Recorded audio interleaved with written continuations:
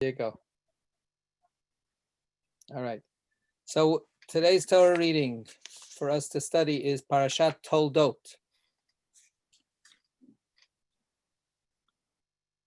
And begins, if we're looking at Eitz Chaim, it begins on 146, page 146 in the Eitz Chaim Chumash. It is Genesis chapter 25, beginning with verse 19. And Toldot goes through the middle of, or the beginning of chapter 28 of Genesis. And Toldot is variously translated. It's a common word that we've had in the Torah already, and we'll have it later.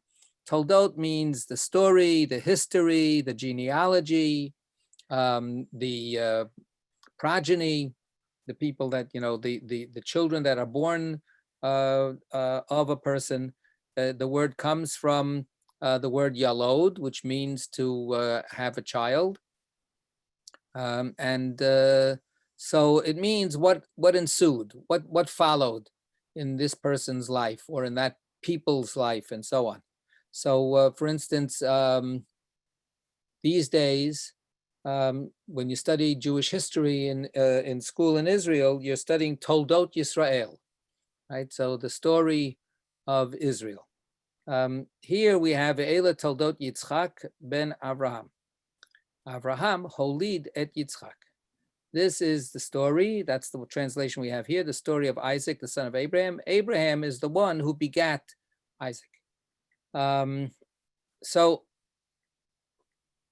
This is the one Torah portion that is supposedly or devoted to the patriarch Isaac. We have three Torah portions that are devoted, focusing on the life of Abraham and Sarah. We have three Torah portions that focus on Jacob and his wives and everything that happens with them. We have one Torah portion that starts off focusing on Isaac. And of course, as we know, even though there's a attention played to Isaac and to Rebecca, a lot of the drama that captures our imagination is really about their two children, their Toldot, Esav and Jacob. So the center, or a big piece of the Torah reading, besides telling about some episodes in the life of Isaac and Rebecca, the fact that Rebecca, for instance, at the beginning is we learn is barren and has not been able to have a child. Eventually, she has these two children. We have a couple of other episodes with Isaac and Rebecca, and then we get into the whole sibling rivalry and the parental disparity between who favors whom. And that's the famous at the end when the giving of the blessing, and all of that, and then finally at the very end of the Torah reading, as fallout from the fact that Jacob gets the blessing by hook or by crook, so to speak. His brother Esav is outraged and is murderously angry at him, and is proclaiming that he wants to kill his brother. And so Rebecca prevails on Isaac to send Jacob away to go find a wife. And that's the ending, with Esav also finding marriage partners, a number of marriage partners. Esav had a number of wives. So that's the whole Torah story. That's the whole Torah portion for today. So if somebody has a particular piece of the portion that they want to look at, now's the time to speak up. Does anybody have a particular slice that they want to look at? No. Okay. So that's it. Well, so by default, what we're going to do is we're going to start from the beginning. That's my decision. Okay. Sorry if that is disappointing, but what the heck. So page 146, this is Genesis chapter 25, verse 19 is the beginning. Who would like to read, please? Somebody gonna read us the Torah portion. Thank you in English. Sarita, go. Okay. This is the story of Isaac, son of Abraham. Abraham begot Isaac. Isaac was 40 years old when he took to wife Rebekah, daughter of Bethuel the Aramean of Paddan Aram, sister of Laban the Aramean. Isaac pleaded with the Lord on behalf of his wife because she was barren. And the Lord responded to his plea, and his wife Rebekah conceived. But the children struggled in her womb, and she said, "If so, why do I exist?" She went to inquire of the Lord, and the Lord answered her, "Two nations are in your womb. Two separate peoples shall issue from your body. One people shall be mightier than the other, and the older shall serve the younger." When her time Okay, so let's stop right there for a little bit. Okay, who'd like to offer some running commentary here? So I mentioned that this is the one Torah portion that seems to be devoted to Isaac. Yeah. But if we look at this beginning, we'll notice certain peculiarities that will alert us to the peculiar place that Isaac occupies in this chain of tradition. So the first verse is a funny verse, right? The first verse says, "These are this is the story." In Hebrew, it's plural, right? These are the begattings, or these are the events of the life of Isaac, the son of Abraham. Abraham begat Isaac. So it's like a what's it called, a palindrome? Right? And if we're familiar with this business about, and here's the story of Toldot, this is unusual. Usually when we have, this is the story of, it means, as I said, that which issues from this person's life, and you start with this person's life, and then you go forward and you explain what came out of this person's life. Maybe it's children, maybe it's events. So in the earlier chapters of the Torah, when we talk about the story of humanity, we go through a genealogical list that goes forward. When we have Noach, Toldot Noach, that's the beginning of the Torah portion for Noah. So it says, this is the story of Noah. Then we describe Noah a little bit. And then we have the three sons of Noah. We go forward. Here we're going backwards, right? Here we're set up to go into finding out who Isaac's progeny were. His progeny was or were. Right? It's a singular collective noun. Is that the way it is? So anyway, we're set up to expect to go forward to find out what issue out of Isaac, and instead we go backwards and we're told what we already know. The very first phrase: "This is the story of Isaac, the son of Abraham. Abraham begat Isaac." I know that already. It says it right at the beginning: Isaac, the son of Abraham. So what's the point? And then we do go through, of course, we get to the birth of two sons for Isaac and for Rebekah, of course. But first we have that phrase. Why do we need it? So this is a classic, grain of sand in the oyster of Torah reading, right? That develops into pearls of commentary. Right? It's an irritant. There's something wrong with the text, and therefore we have to explain why the text is the way it is. So this is your guys' job. What is the reason that the Torah purposely, it's not an accident, breaks its rule, and instead of going forward, it goes backwards? So Isaac's not given a lot of credit for his role, and this is almost saying that this is what defines him, right? being someone's son defines him rather than sort of himself in his own right. Yeah. He's in the shadow Yeah. of Abraham. If you look down below the line in the Eitz Chaim edition, there's two notes on verse 19, this starting verse, Let's right? see. Isaac, son of Abraham. Isaac's life is defined by his being Abraham's son more than by any other single factor. And then Abraham begot Isaac. As Isaac was proud of his father, Abraham was proud of his son. Okay, so you've got two different kind of comments that are really focusing in two different kinds of ways of explaining this. So the first one is, yeah, this is the fact of life, that Isaac never really fully emerged out from under being identified as Abraham's son. He doesn't have the full career, doesn't have the full image in our minds of all kinds of special things that he accomplished. His biggest accomplishment, his biggest claim to fame, is that he allowed himself, one way or the other, to be put on the altar to be sacrificed by, guess who? By his father, right? So he has subsumed himself to his father in that earlier episode.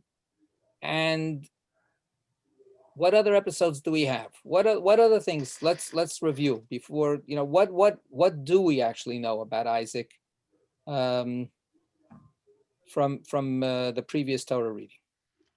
Well, we found out how much he missed his mom, Sarah, Mhm. and we also found out that he loved Rebecca. Right. So we have somehow his bond with his father going up the mountain. That's the one place where he actually talks. We have then afterwards reporting that he missed his mother. We have that he loved Rebecca. We have one other little thing that was made into a big thing in the tradition, and that is he's portrayed when he's first seen by Rebecca. When he's first seen by Rebecca, it says that he goes out to sort of wander in the fields, right? It says, this is 138, verse 63. Vayetze Yitzchak lasuach basadeh lifnot arev. And Isaac went out walking in the field toward evening. And looking up, he saw, oh, look at that, here comes the caravan. But it gives us that setting, and that setting captured the imagination of the tradition. And because it's not like he went out to look for the caravan. He went out for nothing. He went out for a quiet stroll as the evening is falling. He wants to walk around in the field. So that also contributes to this kind of like quiet, a picture of this guy. In the tradition, this is Isaac going out to pray. This is a spiritual moment that he needs to go out into the field to be in nature so that he can, lasuach is taken from the word sicha, to converse with God, or to commune with nature and with God. And we make this the afternoon prayers, origin.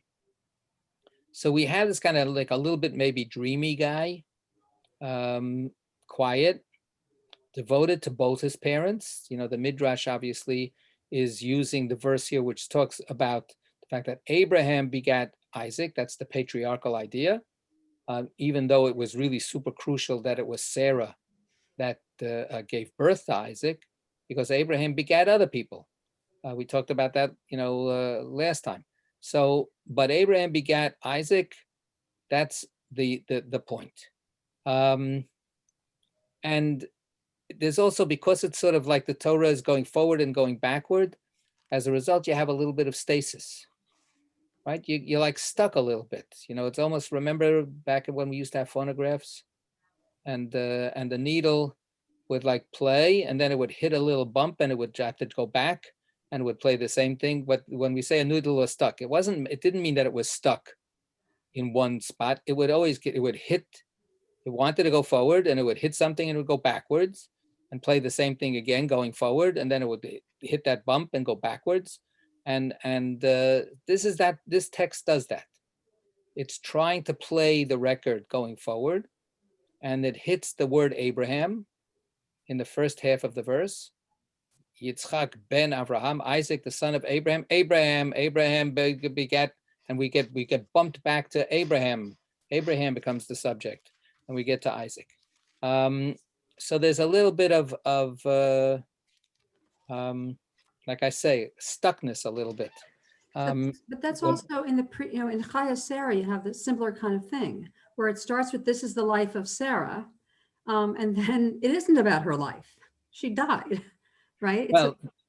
It sums up the life. It sums up the numbers of. It says how much life she lived, right? It doesn't give you a review of her life, right? But it tells you this is how much her life amounted to. Yeah, that's maybe one way to translate that beginning verse.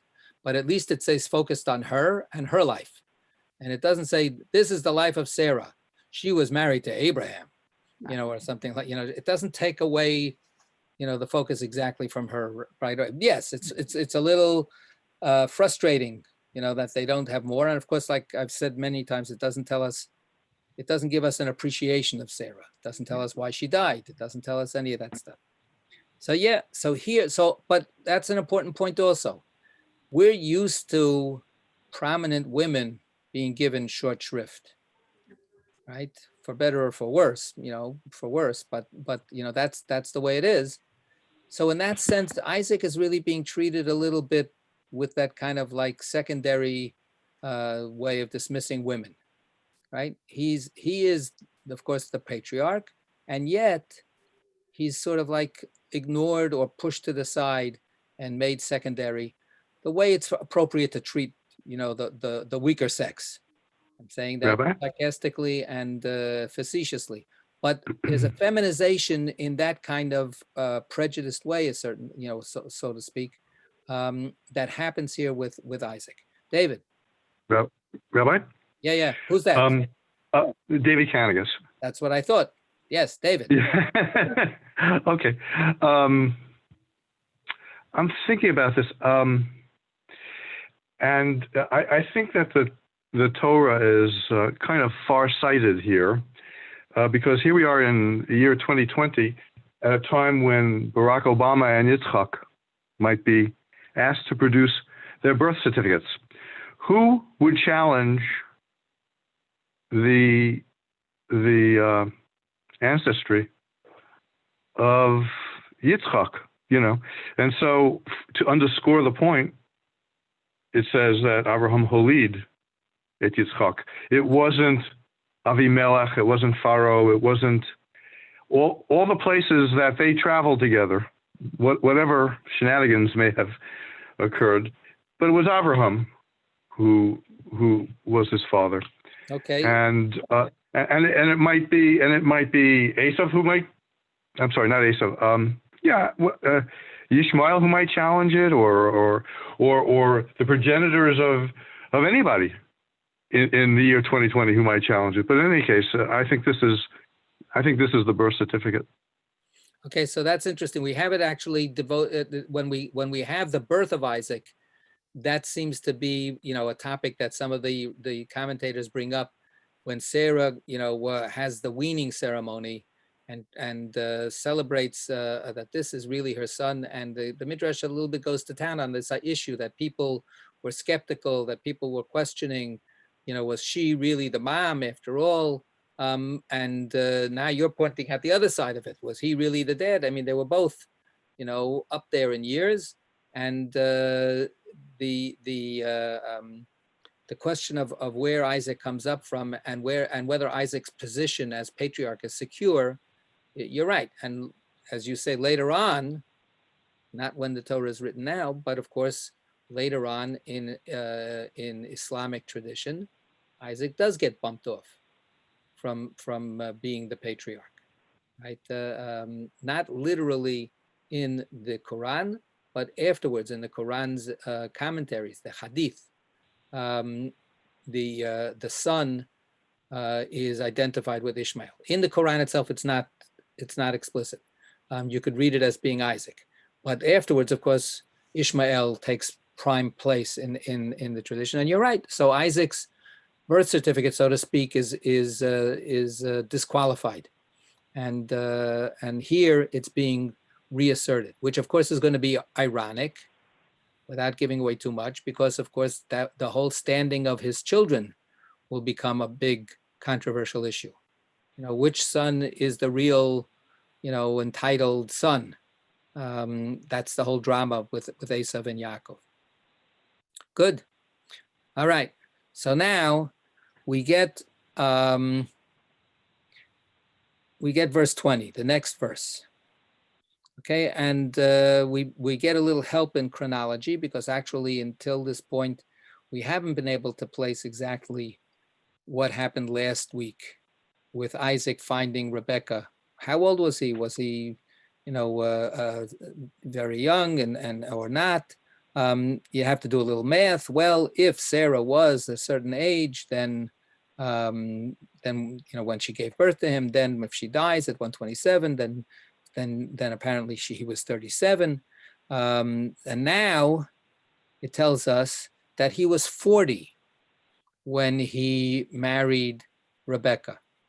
Okay, so again, if we do the comparisons back, at Chaye Sarah tells us that Sarah died when she was 127 years old. She gave birth to Isaac when she was 90. So that means that Isaac was 37 when she died. The way the Torah text works, immediately after she's dead and buried, Abraham sends the servant to go find a wife for Rebekah. So within a matter of a chapter or so, he's got his wife. But now we find out that actually that whole process of Abraham finally deciding that he was too old and he needed to make sure that the future was taken care of, and that the servant goes and the servant comes back, all of the time that takes, it turns out that it's 3 years. We wouldn't know that from last week. We wouldn't know that it took that much time. Here we find out that he's 40 years old when he takes Rebekah as a wife. And any peculiarities in this verse? Well, there's the extensive genealogy for Rebekah. Right. Abraham is Isaac's father, period. Now we find out about Rebekah. Well, she's the daughter of Bethuel. And we get places mentioned, and then we get her brother, right, Lavan. So we get a much more extensive family and geographic, stuff, information about her. So, just in terms of word count, like when you do those things with the word processor, Rebekah gets all of a sudden, she's already between Abraham and Rebekah. Isaac gets like 5 words, and then the next 20 words or 25 words of whatever it is of the Torah are about other people. This is the story of Isaac. Well, forget about Isaac. Let me tell you about Abraham. Let me tell you about Rebekah. And then he comes back with a vengeance in 21, right? So 21, we just zoom right in, no pun intended, to this really fraught moment that Isaac is praying desperately. And the verb that we have here, vayetar, is a super emphatic verb. It's not vayitpalel. It's not lasuach basadeh. We had before that the tradition reads as he went out to commune with God in the field. This is repeated pleading and throwing himself before God's mercy. Lenochach ishto kiakarahi.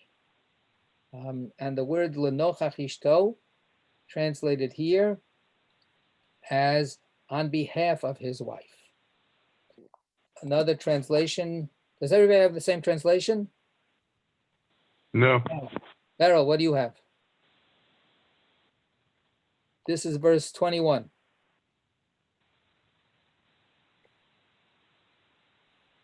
Okay, where are you, 21?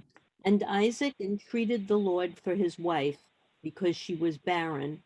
Okay, so for his wife. So your translation is for his wife. My translation is on behalf of his wife. I Anybody have else? opposite. Yeah, okay, whose translation is Opposite that? is, what is this, a stone something? I don't know. Stone Chumash. Okay, so that's like the Stone art scroll. edition. Right, that's like the art scroll Chumash. And Beryl, Yeah. whose translation is yours? Oh, the common one. The Hertz one, the Hertz. Hertz Chumash. Okay, so that's the old JPS. And what we have in our Eitz Chaim is the new JPS. So the Jewish Publication Society translation, the old one, the new one is for, on behalf of, for the sake of, and the Stone Chumash takes it out of traditional commentaries and also out of a literal meaning reading of the word.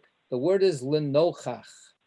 Ishto. Lenochach means in the presence of, directly opposite, directly in the presence of his wife. So that's a very strong image, right? And again, if it's on behalf of his wife, lema'an ishto, al devar ishto, there are simpler ways to say it that are not used. The nochach has that sense of being opposite and present before you. So when we say da lifnei mi ata omed, right? When we have that sign in our sanctuary at Shomrei, know before whom you stand, because you're supposed to imagine when you're praying that you're standing before God.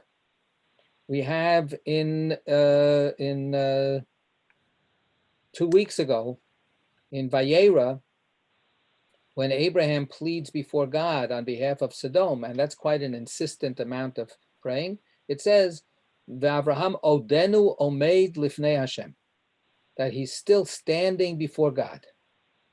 So he's standing lifnei, before God. Here, Isaac, of course, is pouring his heart out, and that's entreating, pleading and pleading and pleading to God. And right in front of him is not God necessarily. I mean, there is, spiritually speaking, he's focusing on God. His wife is right there in the room. Mm-hmm. His wife is, according to this translation, which has great legitimacy in the Hebrew. She's right there. She's right there. And how do we imagine that? What's happening between them?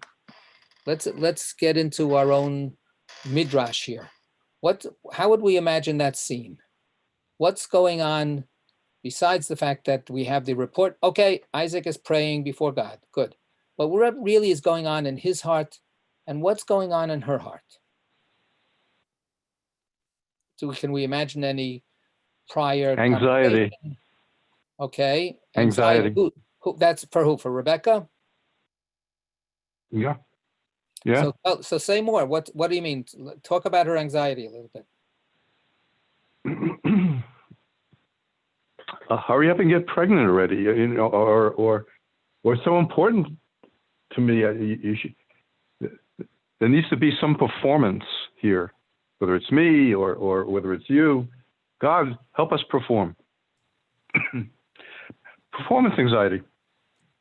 That's interesting that you say that, because this, of course, on behalf of his wife, made me think of one thing, and doing this in the presence of his wife. But this doesn't come across as Isaac saying, God, aren't I supposed to be the patriarch here? Don't you have to give me kids?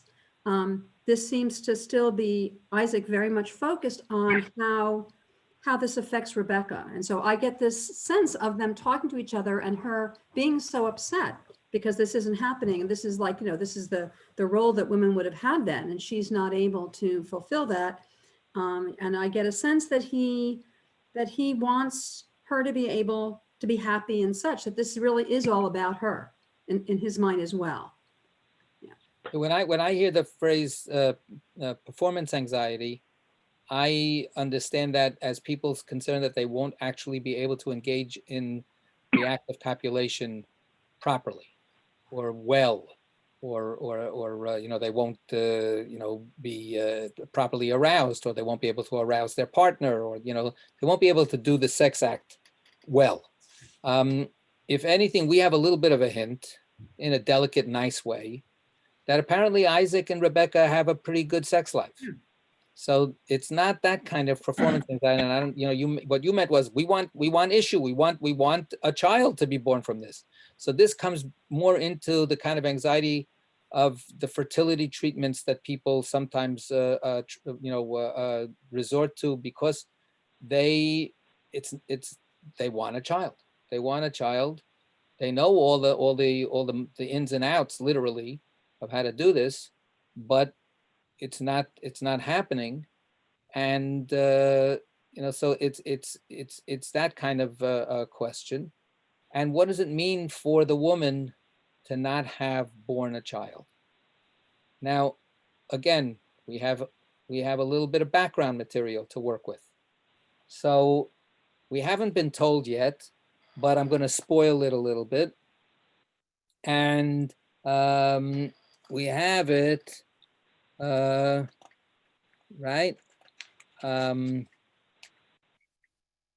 Where is it? In verse 26. You know what? Sorry, I stopped you before. Just read 24, 25, 26. When her time to give birth was at hand, there were twins in her womb. The first one emerged red, like a hairy mantle all over, so they named him Esau.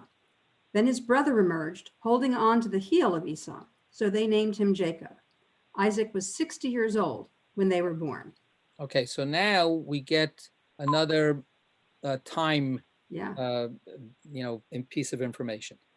So in verse 20, we know that they were married when Isaac was 40. Now we know that they were born when Isaac was 60. That's easy math. A lot of years. So that's 20 years. 20 years. What does this verse then, where do we place time-wise? Where do we place verse 21? Where do we place this scene of Isaac praying strenuously, urgently on behalf of his wife? Where on a timeline do we put it? Well, it's got to be like 18, 19 years from the time they were married. So you're putting it as... I'm putting it at the end because it says that the Lord responded and his wife Rebecca conceived. Right. You don't have a sense that this pleading has been going on. I mean, maybe Isaac and Rebecca have been having all kinds of conversations about this, but the pleading with God seems to have happened and been pretty successful right away. Right. So, it's certainly not, he's not going to plead for Rebecca when he's 60, when he's 40, when they first get married. They don't know yet that she's barren. It's going to take some time for her to actually then be seen or to feel for herself that she's barren. And come on, by now I should have become pregnant. What's going on here? So a few years have to pass.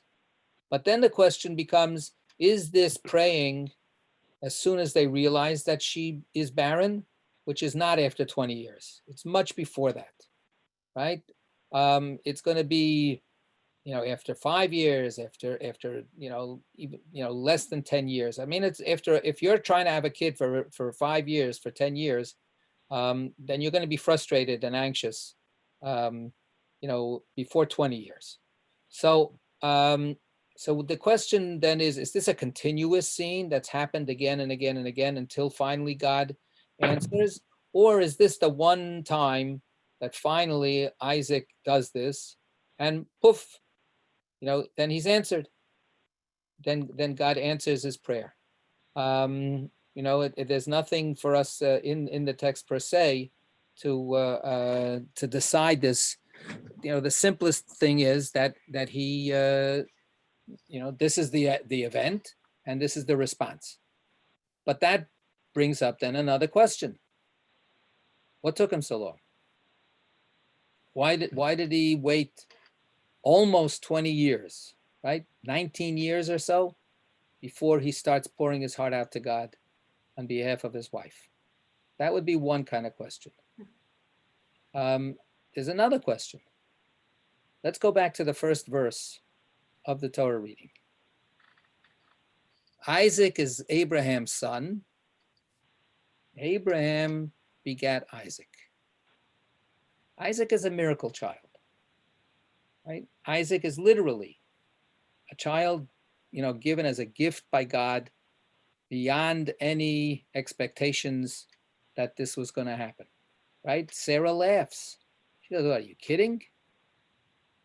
So let's go back to another barren woman. Let's go back to Sarah. Sarah was barren. Do we ever have a report that Abraham prayed on behalf of Sarah? No. Never. We don't have it. What we do have is Sarah taking matters in her own hand and putting forth Hagar as a surrogate. And then all of the drama that comes after that.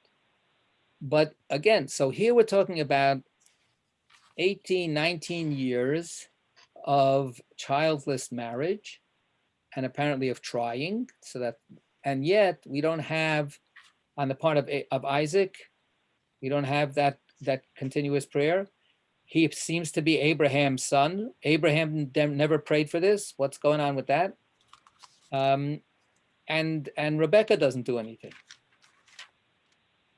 Right? There's no effort to try to make up for it in a different way. So these are all like questions that lurk in this text, kind of vague kind of questions. So I have a thought about so Isaac, okay, so they've been married for 18, 19 years. She's not getting pregnant. And even if she says something to him, I mean, I have the sense of him thinking, you know what, it'll happen. Look, it happened to my parents. It'll happen to us. When God's ready for us to have a kid, we'll have a kid. But then I get the sense that that's not okay with Rebecca. I want this when I'm younger. I don't want to wait until I'm old like your mother. I'm not your mother. And so then he pleads and says, okay, maybe I should do something, try and do something about it. Right. I think that's really good. I think that could have sort of puts all of these questions a little bit in perspective. It's not that Isaac never prayed before. It's not that Rebecca didn't pray for it. They wanted to have a child. So what do? You pray to God, help us have a child, help us conceive, help us have, but it's not working. It doesn't happen. The reason that this verse tells us about this is that this is finally the time when it happens that God listens to them. But as you point out, what they're putting all their money into one bet, which is that God will listen to their prayer. And Rebecca's saying, we're not waiting for God on God's own good time to decide when to do the miracle. How about me? How about my feelings? How about what's going on in my own heart? So that's the Lenochach Ishto, right? That's when Isaac says, you know what? I, as a person of faith, I can have great faith that God in God's good time. Remember the dialogue between Abraham and Isaac. Isaac goes, where's the sacrifice? And Abraham goes, don't worry, God will take care of it. It'll be fine. And in the end, God takes care of it in God's own way. So Isaac could very well be saying, you know what? Let's just have faith. Let's just have faith. After all, there's a promise. There's a promise. Ki v'yitzchak yikarei l'chazara. It is through Isaac that you will have seed that will be named the children of Abraham.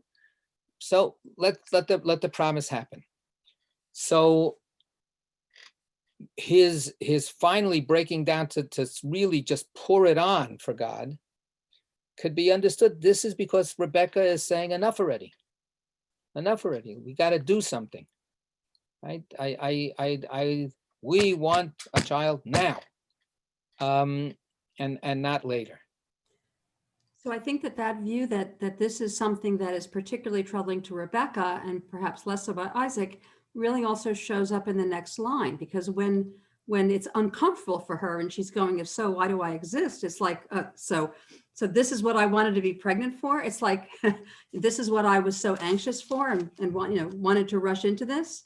So it's like, her reacting to her sense that it's got to happen now. Right. So right. So that's one way to look at it. And I think that, so this is urgency that she feels. But let's think about one more of the other questions we had before.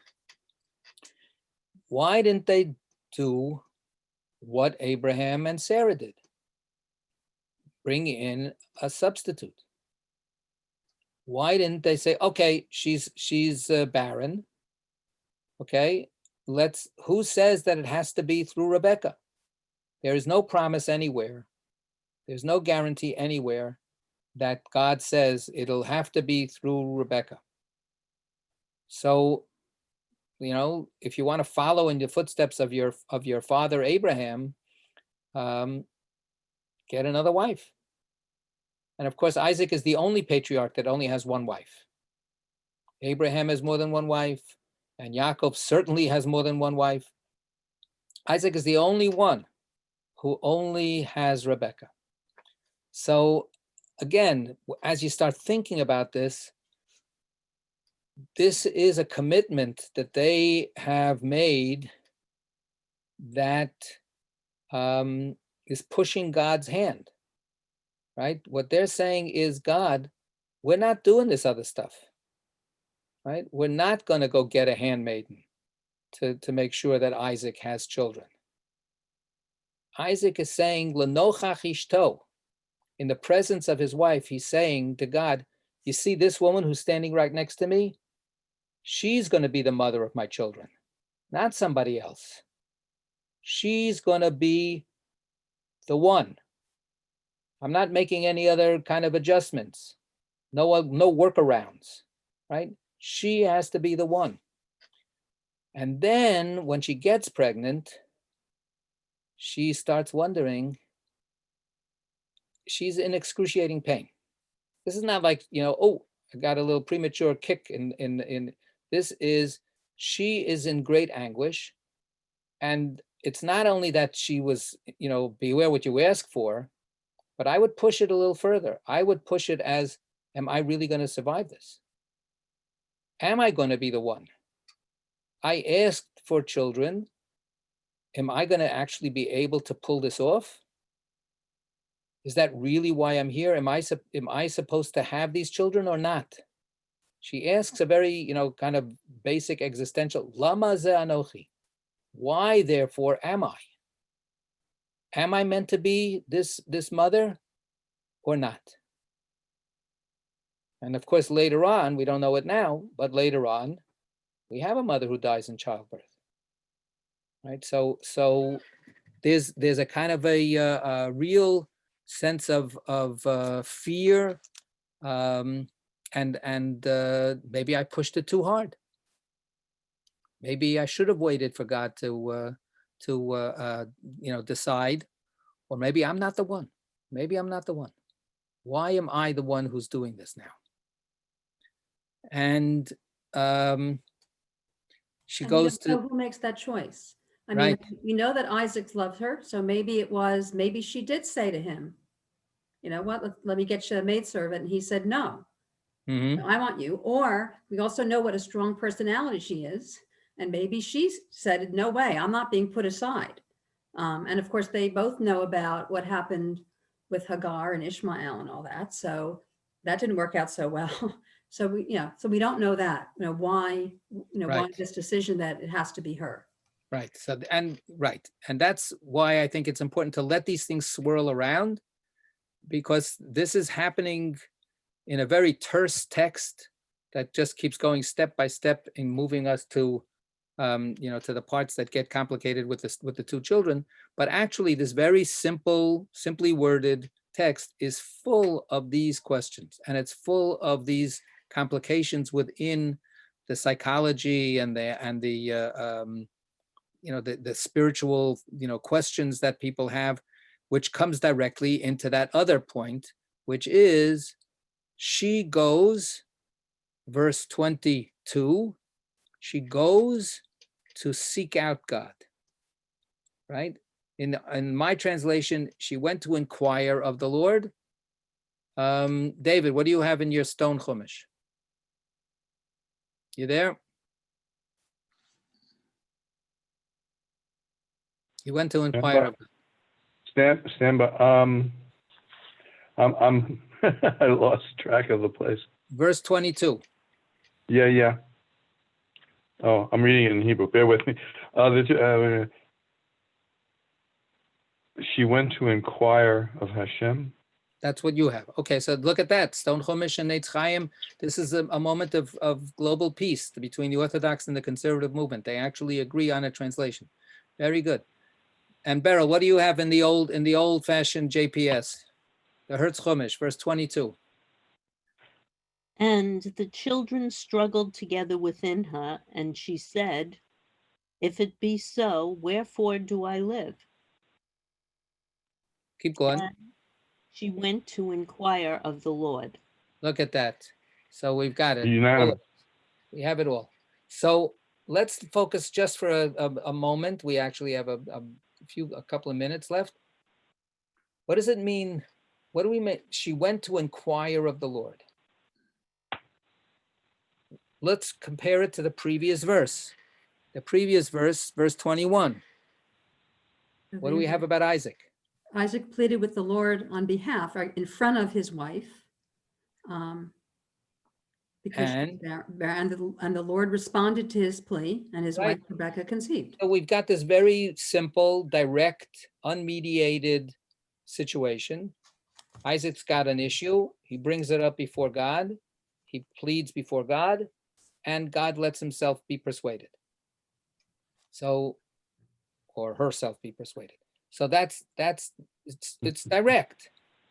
We get mystery in the next verse. She goes to inquire. Vatelech lidrosh et Hashem.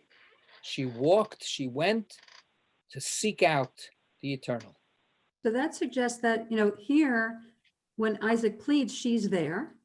This suggests that she actually sort of feels like, I have to go away somewhere. I have to not be with Isaac when I ask God about this. Maybe because after all, Isaac pleaded for her to get pregnant, and now she's questioning it. She doesn't go to Isaac and say, why don't you ask God why I'm having such a terrible pregnancy? Yeah. She says, go talk to God. You talk to God every day. Go out in the field like you always go and go find out what's going on. She doesn't do that.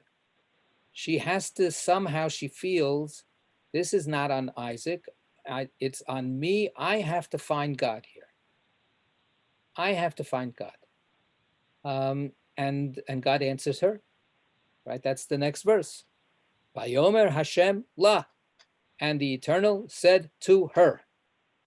So, some people think that it means that she went to some shrine, she went to some oracle, she went, to some expert that would tell the future, a psychic reader type of thing. And the psychic reader reported to her what God was intended. I think that's not where the text is going here, because of this. The juxtapositions are, no, she wants that connection for her.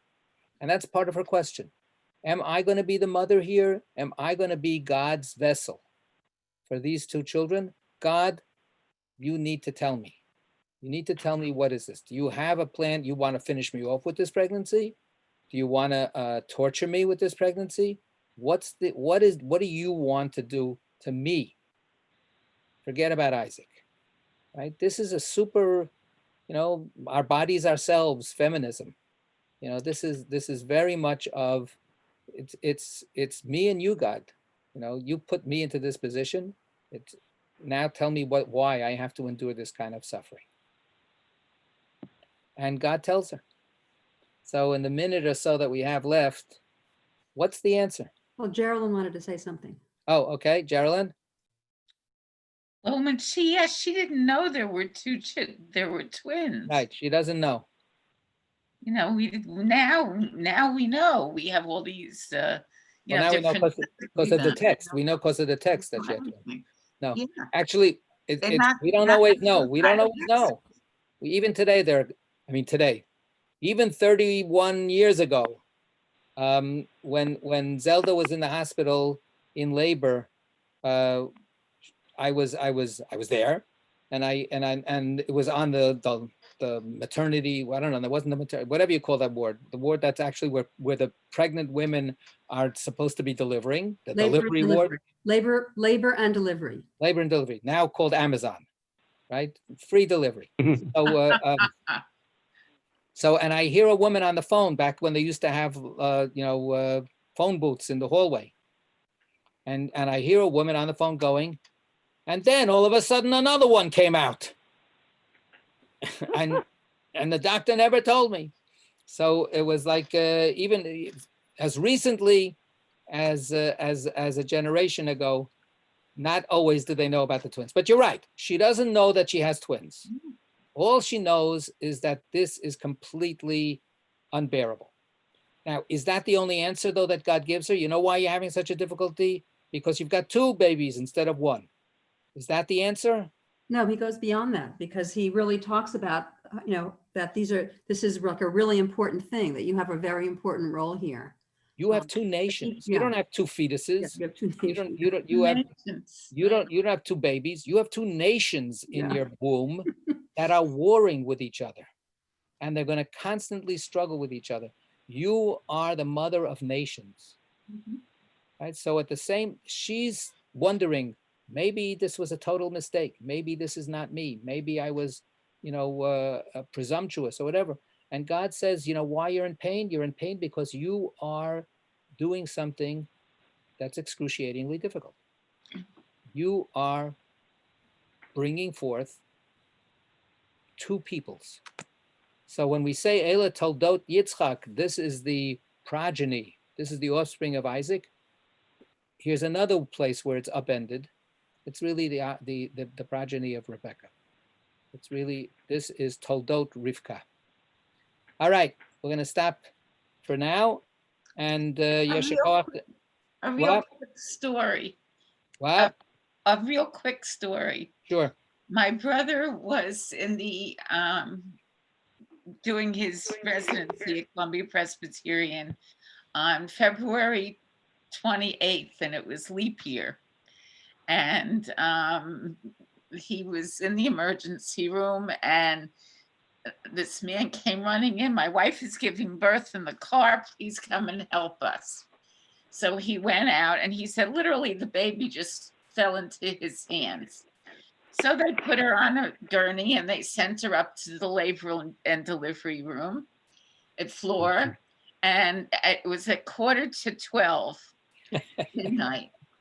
15 minutes later, they got a call from upstairs. She had given birth to the baby's twin upstairs.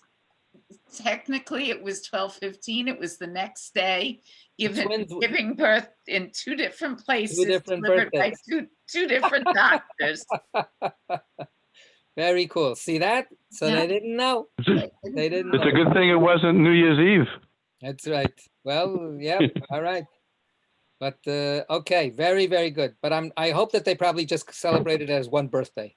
I hope they didn't do 2 separate parties one day after the other. No, I'm One of sure them only had a birthday every 4 years. It was different. Every 4 years. Leap year. Right. Every 4 years. Yeah. All right. I'm stopping the